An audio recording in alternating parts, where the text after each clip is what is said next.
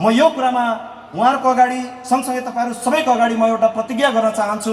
हिजो उहाँहरूले सुरुवात गरेर ल्याउनु भएको केन्द्रीय प्रवक्ताको जुन विरासत छ, म यो विरासतलाई ढल्न नदिकन मङ्गोल नेसनल अर्गनाइजेसनको केन्द्रीय प्रवक्ता भएको हैसियतले रिन्छेन तामाङ मङ्गोल नेसनल अर्गनाइजेसनलाई माध्यम बनाउँदै देशभरिको नागरिकको आवाज बोल्ने केन्द्रीय प्रवक्ताको रूपमा म सधैँभरि तपाईँहरूको बिचमा अब मङ्गोल समुदायका मान्छेहरू परम्परागत मानसिक रोगी भएका शासकहरूको भाषण मन्तव्य सुन्नको लागि होइन, जनताको आवाज बोल्न तयार भएर अगाडि बढेको सन्देश अघि नै प्रवक्ता साथीहरूको मन्तव्यबाट गइसकेको छ। तपाईहरु हेर्दै हुनुहुन्छ विचार विस्फोट टिभी। विचार विस्फोट टिभी।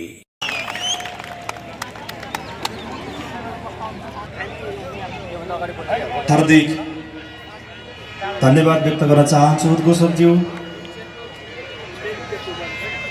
यस मङ्गोल नेसनल अर्गनाइजेसनको ऐतिहासिक 6औं राष्ट्रिय महाधिवेशन खुल्ला घोषणा सभा कार्यक्रमका सभाध्यक्षज्यू, यस कार्यक्रमका प्रमुख अतिथि, नेपालको समग्र 3 करोड नागरिकहरूको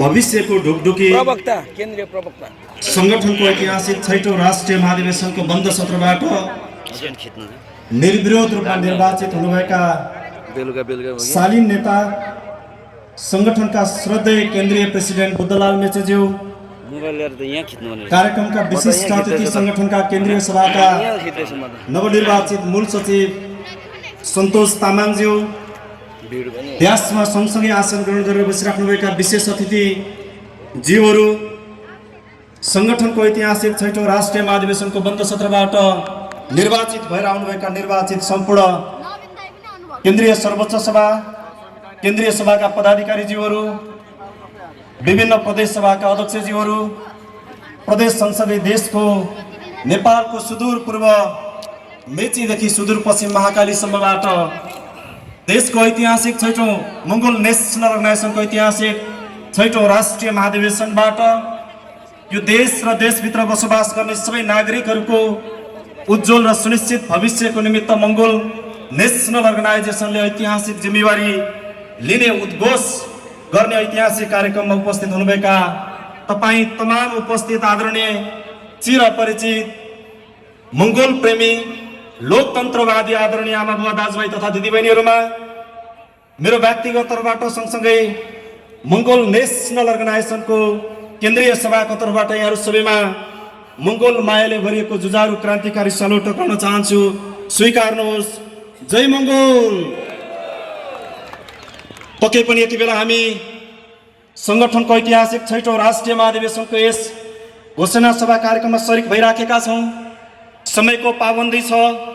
त्यसमा संगठनका अग्रज नेतृत्व पंक्तिबाट आगामी 5 वर्ष पछाडि यो देशलाई कुन गन्तव्यमा कसरी पुर्याउने भन्ने युगान्तकारी सम्बोधन बाँकी नै रहेको कारणले गर्दाखेरि म तपाईहरुसँग लामो समय लिन चाहन्न। विशेष मन्तव्यहरू आउन बाँकी रहेको कारणले गर्दाखेरि तपाईहरु आफ्नो व्यस्त समयको बावजुद संगठनको यस ऐतिहासिक 6औं राष्ट्रिय महाधिवेशनको घोषणा सभा स्थलबाट देशको 3 करोड नागरिकहरूको निमित्त कोसेली लिएर जानको निमित्त आइपुग्नु भएको छ। यस कारणले गर्दाखेरि पनि म लामो मन्तव्य राख्न चाहन्न। विशेष गरी मङ्गोल नेसनल अर्गनाइजेसनको यो ऐतिहासिक 6औं राष्ट्रिय महाधिवेशनको खुल्ला घोषणा सभासम्म आइपुग्दै गर्ने क्रममा देशमा पछिल्लो समयमा घटेका राजनीतिक घटना परिघटनाहरूलाई हामीले नजिकबाट निहालिराखेका छौँ। यो सबै कुराको प्रभाव भनेको मङ्गोल नेसनल अर्गनाइजेसन र यो संगठनको फाउन्डर प्रेसिडेन्ट महामानव डाक्टर गोपाल गुरुङज्यूले चाल्नु भएको कूटनैतिक रणनैतिक कदमको कारणले गर्दाखेरि देशको परिवेश यो स्थितिमा आइपुग्न विवश भएको छ। आज देशमा घटिराखेको घटना परिघटनालाई हामीले नजिकबाट निहालेर हेर्ने क्रममा मङ्गोल नेसनल अर्गनाइजेसनका संस्थापक प्रेसिडेन्ट महामानव डाक्टर गोपाल गुरुङज्यूले सधैँभरि भन्नुहुन्थ्यो, यो देश नेपाललाई लागेको रोगको अन्त्य गर्नको निमित्त त्यो वखतीको रूपमा काम गर्ने मङ्गोलवाद दर्शन बुझ्न सक्ने एउटा सुसज्जित नागरिकहरूको समूह निर्माण हुन जरुरी छ। राजनैतिक रूपमा चेतनशील मङ्गोल समुदायहरू तयार गर्न जरुरी छ। सँगसँगै यो देशलाई परिवर्तनको दिशामा अगाडि बढाउनको निमित्त एउटा बृहत्तर मङ्गोल शक्तिको खाँचो परेको छ। जुन दिन यो देशमा बृहत्तर मङ्गोल शक्ति बनेर जान्छ तब मात्र देशमा रहेका यो परम्परागत मानसिक रोगी शासक वर्गहरूको हातबाट देशको सत्ता खसिसकेपछि मात्र बल्ल देशले काँचुली फेर्न थाल्नेछ भन्ने कुरा यो सङ्गठनको फाउन्डर प्रेसिडेन्ट महामानव डाक्टर गोपाल गुरुङज्यूले बताउँदै आउनुभएको कुरा तपाईँ हामी माझ सर्वविदितै छ। यो देश परिवर्तनको दिशामा अगाडि सार्नको निमित्त आजभन्दा झन्डै 7 दशक अगाडि देशमा भएको जुन एउटा क्रान्ति थियो, देशबाट राणाहरूको अन्त्य भइसके पछाडि राणाहरूको हातमा रहेको सत्ता देशको जनताको हातमा आएपछि मात्र बल्ल तपाईँ हामीले अनुभूति गर्ने, तपाईँ हाम्रो समस्या बुझ्ने, तपाईँ हाम्रो अभावलाई बुझ्ने नेतृत्व सत्तामा आएपछि मात्रै हाम्रो समस्या समाधान भएर जान्छ। यस कारणले गर्दाखेरि देशको राजनीतिक सत्ता, देशको राजकीय सत्ता राणाको हातबाट खस्न जरुरी छ भन्ने कुराको बीजारोपण जनताको तहमा आएर देशमा भएको एउटा आन्दोलनले राणाहरूको हातबाट सत्ता त खसाल्यो, तर त्यो राणाको हातबाट खसेको सत्ता फेरि उसैको सम्झी खलक शाहहरूको हातमा गएर सत्ता पछिरिनु पर्ने स्थिति सिर्जना भयो। शाहहरूको हातमा परेको सत्ता 10 वर्ष बित्दा नबित्दै 2017 सालमा फेरि पनि शाह राजा महेन्द्रले सत्तालाई कु गर्दै फेरि पनि उही तानाशाही प्रवृत्तिको सुरुवात गरिसके पछाडि देशमा जन्मिँदै गरेको हुर्किँदै गरेको नयाँ पुस्ताले फेरि त्यसको विरोधमा आन्दोलन मचाउन सुरु गर्यो। त्यो आन्दोलनको नेतृत्वकर्ताको रूपमा यो सङ्गठनको संस्थापक प्रेसिडेन्ट महामानव डाक्टर गोपाल गुरुङज्यूले देशभरिका मङ्गोल समुदायका नागरिकहरूलाई राजनैतिक रूपमा चेतनशील बनाएर लोकतन्त्रको निमित्त आवाज उठाउन सक्ने नेतृत्व पङ्क्ति बनाएर अगाडि बढाउनको निमित्त गोपाल गुरुङले सङ्घर्ष गर्दै गरेको कुरा थाहा पाइसके पछाडि देशमा रहेका शासकहरूले मङ्गोल नेसनल अर्गनाइजेसन र देशको बृहत्तर मङ्गोल शक्तिलाई रोक्नको निमित्त फेरि पनि षड्यन्त्र गरेर 2046-47 सालको आन्दोलन, खासमा त्यो आन्दोलन भनेको शाह राजा राणाहरूको हातमा भएको एक तन्त्रीय शासन पद्धतिमा रहेको सत्ता र शक्तिलाई छिनालेर देशको बहुसङ्ख्यक नागरिकको हातमा सत्ता र शक्ति ल्याउनको निमित्त आन्दोलन हुने परिस्थिति थियो। तर त्यति बेला पनि देशमा षड्यन्त्र भएर महामानव डाक्टर गोपाल गुरुङज्यूको दर्शन र सिद्धान्त बुझेर देशको बृहत्तर मङ्गोल समुदायहरू एउटा बृहत मङ्गोल शक्ति बन्न दिनु हुँदैन भन्ने कुरा बुझेका कारणले गर्दाखेरि सर्वभरा र सर्वहाराको नारा लगाएर हाम्रो मान्छेलाई फेरि त्यहाँ पनि अल्मल्याउने काम भयो। त्यस पछाडि सङ्गठनका फाउन्डर प्रेसिडेन्ट महामानव डाक्टर गोपाल गुरुङज्यूले सन् 1989 जनवरी 1 तारिकको दिनमा भद्रगोल जेलभित्र नै मङ्गोल नेसनल अर्गनाइजेसन जस्तो राजनैतिक सङ्गठनको स्थापना गरेर देशको सबै नागरिकहरूलाई राजनैतिक रूपमा चेतनशील बनाएर आफ्नो गुमेको हक अधिकार अस्तित्व सुरक्षित गर्नको निमित्त राजनैतिक रूपमा चेतनशील बनाउने अभियानलाई अगाडि सार्दै लाँदाखेरि झन्डै त्यसको मङ्गोल नेसनल अर्गनाइजेसनको स्थापना भएको करिब 2 दशकको अन्तरालमा देशमा लोकतन्त्र घोषणा गर्नै पर्ने परिस्थिति बनिसके पछाडि आज लोकतान्त्रिक मुलुकमा मङ्गोल शक्तिहरू एकट्ठा हुन लागेको देखेको कारणले गर्दाखेरि देशका शासकहरूले अहिले षड्यन्त्र गरिराखेका छन्। महामानव डाक्टर गोपाल गुरुङज्यूले सधैँभरि भन्नुहुन्थ्यो आफ्नो गुमेको हक अधिकार अस्तित्व रक्षा गर्नको निमित्त सुरक्षा गर्नको निमित्त तपाईँ धन पैसा दौलतमा करोडौँ लाखौँ अरबौँ पैसा कमाएर तपाईँको हक अधिकार अस्तित्व सुरक्षित हुँदैन। तपाईँको आफ्नो हक अधिकार अस्तित्व सुरक्षित गर्नको निमित्त राजनैतिक रूपमा सोचबुझ राख्नुपर्छ, राजनैतिक रूपमा चेतनशील भएर एकट्ठा हुनुपर्छ।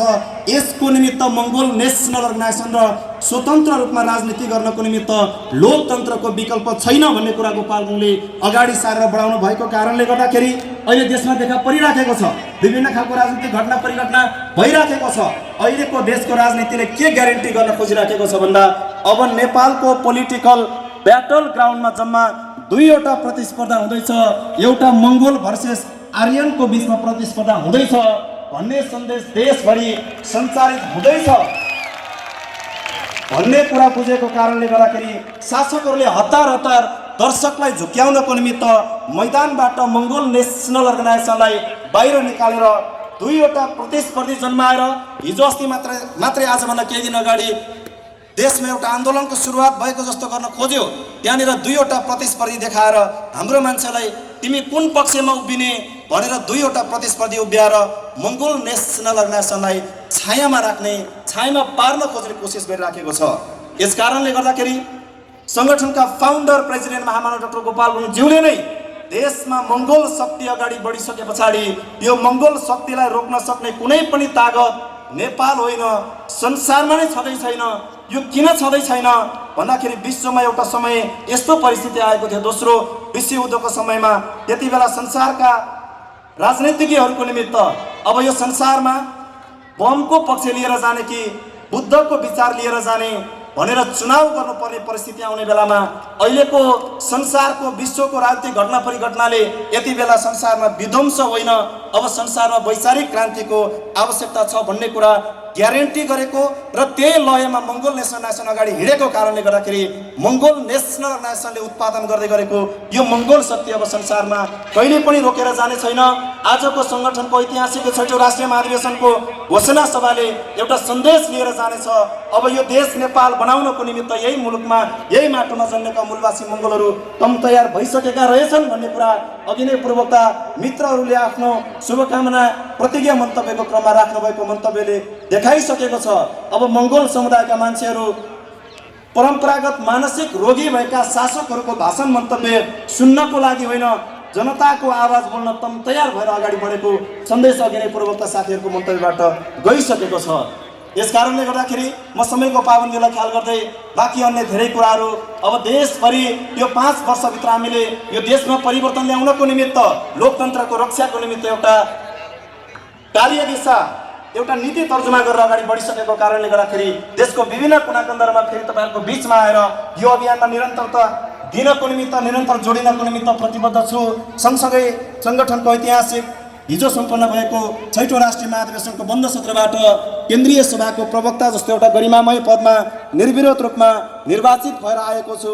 यति बेला म तपाईँहरू सबैको बिचमा, विशेष गरी यति बेला महामानव डाक्टर गोपाल गुरुङज्यू जसको दर्शन र सिद्धान्तको कारणले गर्दाखेरि, जसले दिनुभएको प्लेटफर्मको कारणले गर्दाखेरि तपाईँहरूको आवाज बोल्न सक्ने भएको छु। यसको निमित्त महामानव डाक्टर गोपाल गुरुङज्यूप्रति सदाबार रूपमा उहाँप्रति ऋणी रहँदै, विशेष गरी म हिजो निर्वाचित भएको पदमा सङ्गठनभित्र सङ्गठनको निवर्तमान केन्द्रीय प्रवक्ताको रूपमा, पूर्व प्रवक्ताको रूपमा सङ्गठनमा आदरणीय दाइहरू टोमराज थाम्सुवाङज्यूले, त्यसै गरी आदरणीय दाइ दिलीप धिमालज्यूले पनि सङ्गठनको केन्द्रीय सभाको प्रवक्ताको भूमिका निर्वाह गरेर आइसक्नु भएको छ।